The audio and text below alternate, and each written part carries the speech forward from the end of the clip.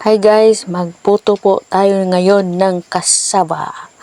Meron yan, tinudkod na niyog at konting sukal.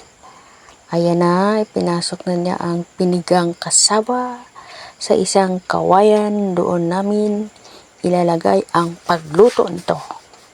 Isang maliit na kawayan. Ayan, siya po ang aking chef, ang aking husband. Ayan na, push lang ng push. Anong gamit niya ng pang-push? Parang sa ano yan, sa dahon ng saging. Nagugas po siya ng kamay guys ha. At sinabunan pa bago niya na sinimulan ang kanyang gawain. Ayan na. Simple lang yan guys. Pag maluto niyan, pwede ka nang hindi na mag-rice.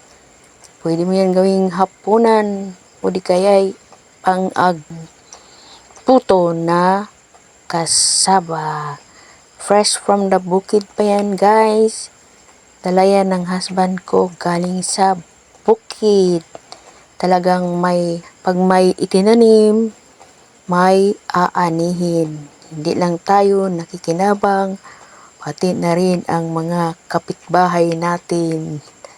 Okay lang yan, basta meron pang maiwan. Ayan na. Pinasok niya lahat. Bali, dalawang kawayan.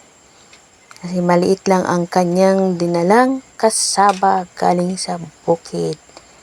Pero kinudod na yan niya sa bukid bago niya dinala dito sa ibaba.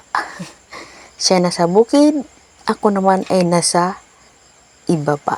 Ayan na aming chef na napakabait na chef. Tulak, pasok. Kaya na. So, sinalang na namin sa apoy. Litan lang ang apoy para hindi masunog ang kawayan. Medyo ilayo lang kunti yung kawayan. Pinatindig, pwede rin yan pahiga, pwede rin yan ipatong. Sa may apoy. Pero ang style namin ay ganito lang. Para sure ball. Ayan na, mga 25 or 30 minutes. At yan ay maluto na. Okay, diba? Ang gandang tingnan, no? Parang nagpiknik ka lang sa gabi. Ayan na, hiniwa na ng aking chef ang kawayan. Ayan. Yan na, guys, ng ating puto na kasaba. Ayan, buksan na natin. Ayan, parang parang suman. Pero hindi lang namin ipinakita ang pagsubo nito. Pero masarap siya at naluto din. Ayan, sa kaya lang.